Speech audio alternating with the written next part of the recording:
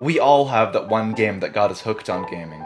Whether that was by itching our need to explore, flexing our mind with puzzles, or entertaining us with action, or doing a combination of all these things. My and many other people's gateway game was Legend of Zelda: The Ocarina of Time. We play games, Gamersaurus.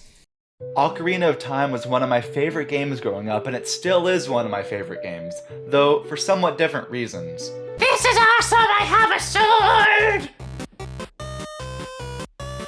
Versus.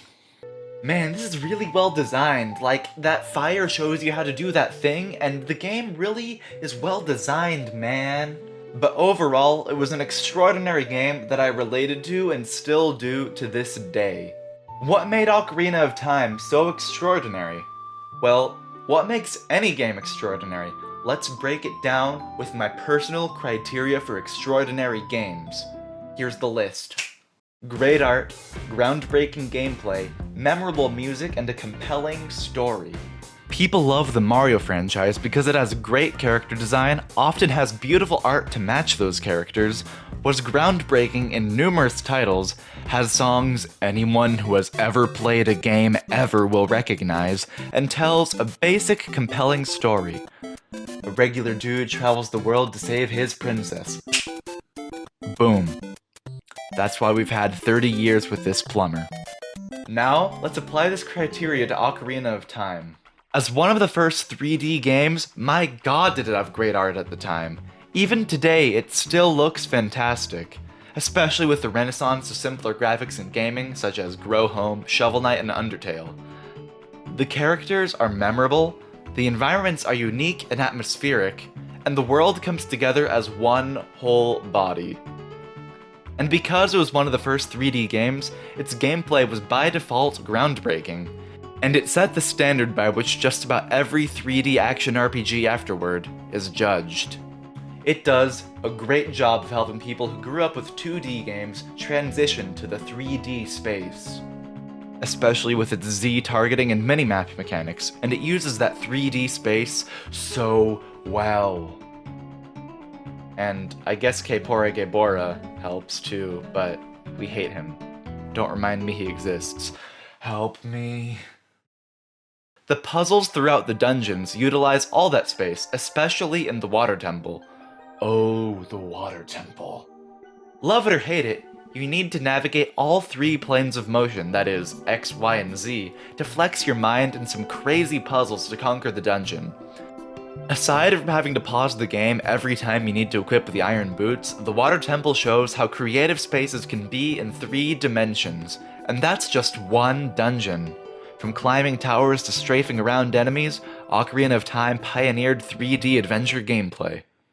And in addition to pioneering gameplay, Ocarina of Time is some of the most memorable music of any game to date. I learned how to play the ocarina because of this game, and I have a sizable ocarina collection.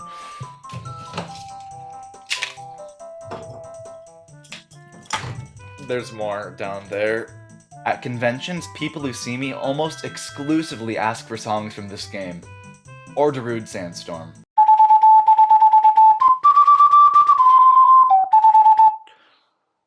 But that's besides the point.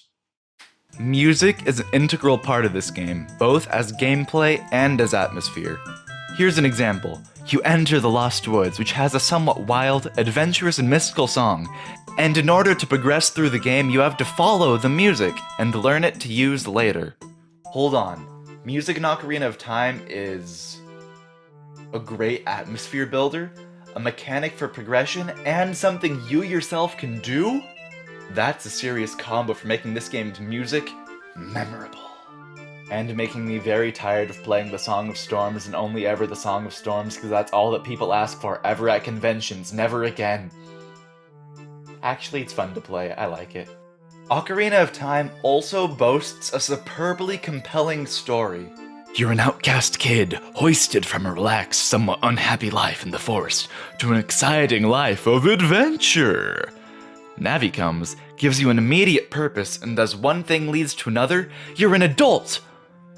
What kid never dreamed about how cool adulthood and its freedom would be? But the world sucks, and you have way bigger responsibilities. Your boomerang's gone, and there's dead people. Just like real life. Also, there's a dude you didn't vote for in charge, killing people, and has a nose so long you could label it for her pleasure.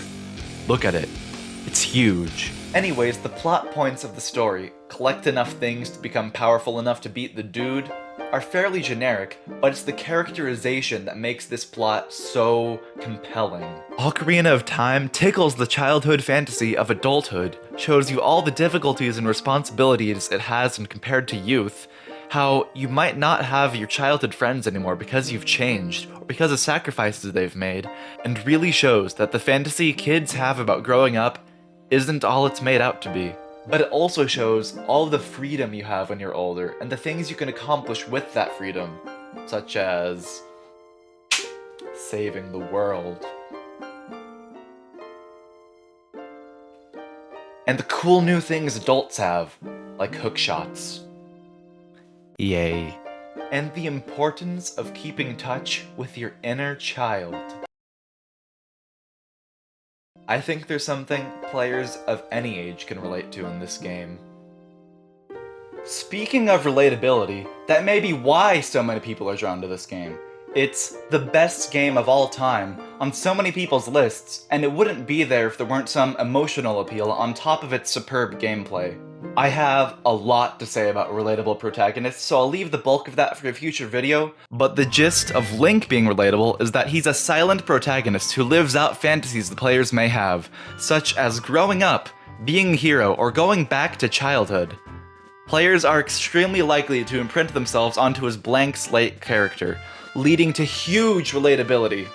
It's why Link is my favorite gaming protagonist, and why Ocarina of Time is so special to me.